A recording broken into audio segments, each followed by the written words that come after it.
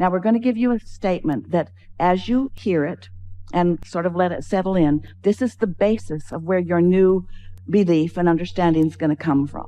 We're going to speak it clearly and probably loudly if we know Esther when she gets hold of one of these impulses from us. And we're going to repeat it until you all really hear it and understand it. Satisfaction, which is what your inner being feels all the time about you, where you're going, who you are. Satisfaction on steroids. Satisfaction comes from one place and one place only, and that is moving in the direction of who you really are.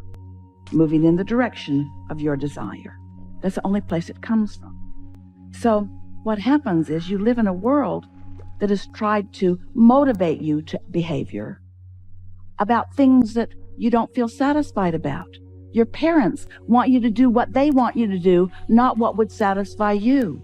Your employers want you to do what they need you to do, not necessarily what would be satisfying to you in the moment.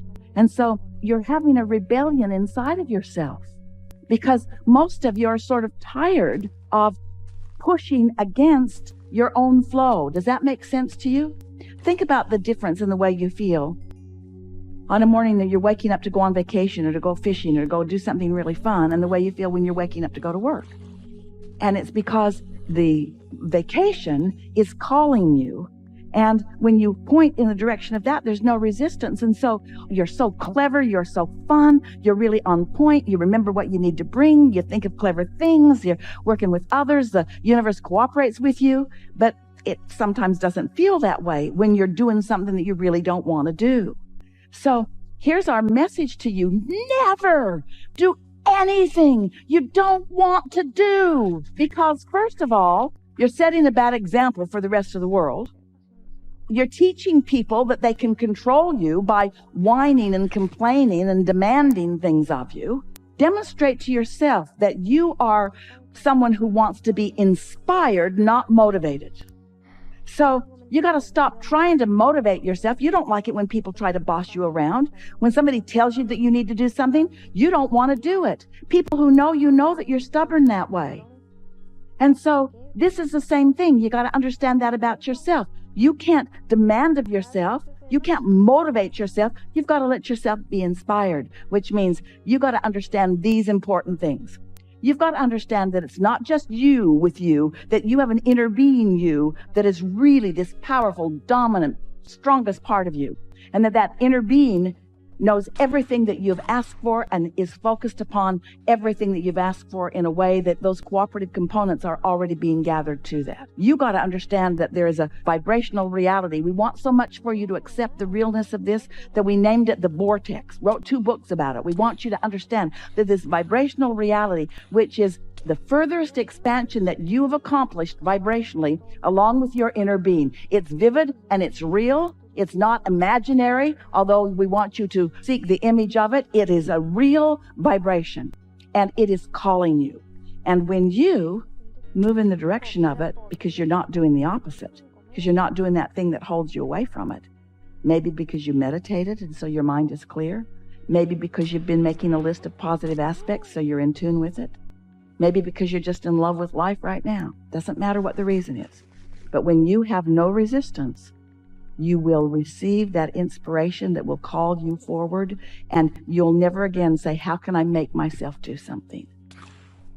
As you listen to us, oh, we've got so many great ideas. We're so sure of ourselves. Esther stands here and expresses the clarity of what we have to say. And to most of you, or to most anyone who's looking at this for the first time, this just looks like somebody who really believes what they say and has some pretty good ideas, and it's just another opinion that might work, might not work. We get how there are so many voices in the world that are encouraging you in different ways to do different things. But this we know for sure. If you will accept that you are an extension of source energy, and you will accept that your source energy is aware of you and is calling you, and you will decide that you're going to meditate to allow yourself access to that. And so you do it. Maybe it takes a week or 2 or 3 before you really feel that you've allowed yourself that connection. And then an impulse occurs to you, an impulse. And by that we mean something that just feels good. For Esther, it's like, oh, I think I'll move the furniture around. And then she meets all kinds of people that day that were really meaningful to her. Or, oh, I think I'll stop over there and get gas. And then she meets something really significant. These are not blockbuster ideas usually. It's an idea about something that just feels good to you. But if it feels like a good idea, follow it. And then as it unfolds into something, as these thoughts are turning to things, you will have first-hand understanding about what alignment with Source translates into your life, and you will trust your guidance. And then you will begin to say, I'm going to prime the pump by making sure that I'm satisfied as much as I can. And then I'm going to let the law of attraction and my vortex call it. And here's why. Step one is you're in contrast, and life tells you what you don't want and what you do want. So you've launched all these rockets and you've got this magnificent request. Source energy is all over all of that. In other words, your inner being is answering everything that you've asked for. Your inner being is all over it. When you ask, it is given. We're not kidding. Someone should write a book about that. So it's done. Step 3 is you meditate and get into the receiving mode.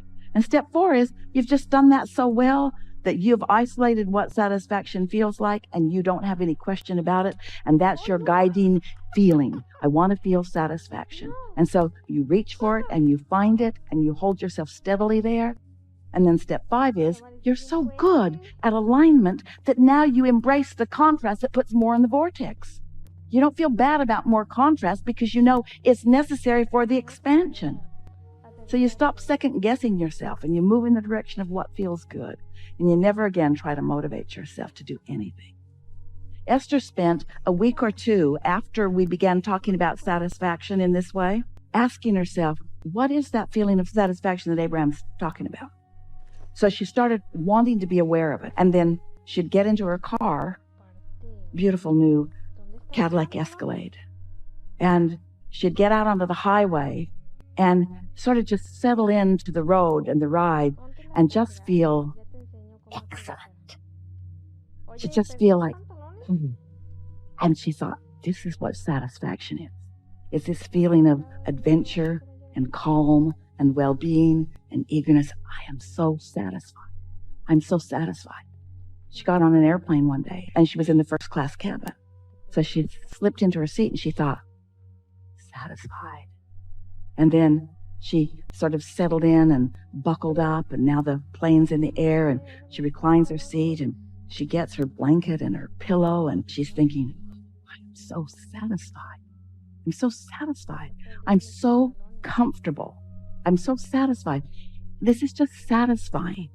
And then a flight attendant came to her just as she was putting her sunglasses on and getting ready to snuggle in for a long winter's nap. And he handed her a bottle of water. And he said, I heated this for you in the microwave. I thought it might make you more comfortable. And Esther thought, this is because I'm so satisfied that the universe is looking for other cooperative components to help me feel even more satisfaction.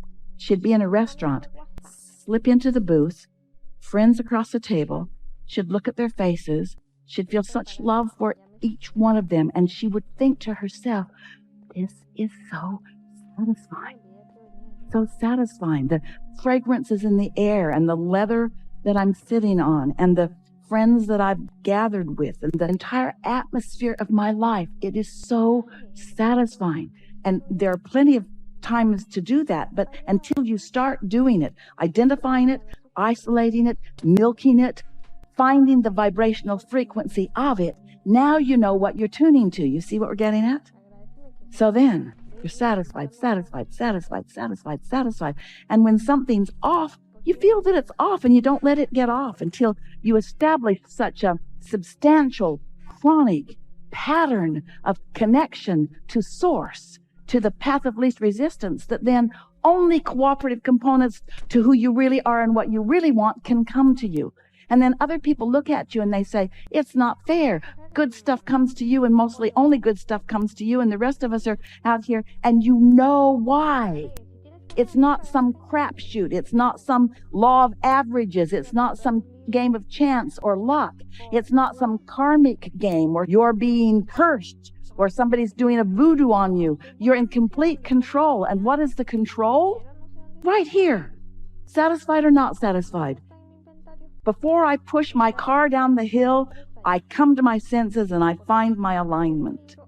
And when that's what you do, next time we see you, you'll say, "Hi, Abraham, I don't do anything I don't want to do, but there's so many things I want to do. Having such a good time." That's what that feeling of love is. That's you and your inner being in complete agreement on the subject at hand.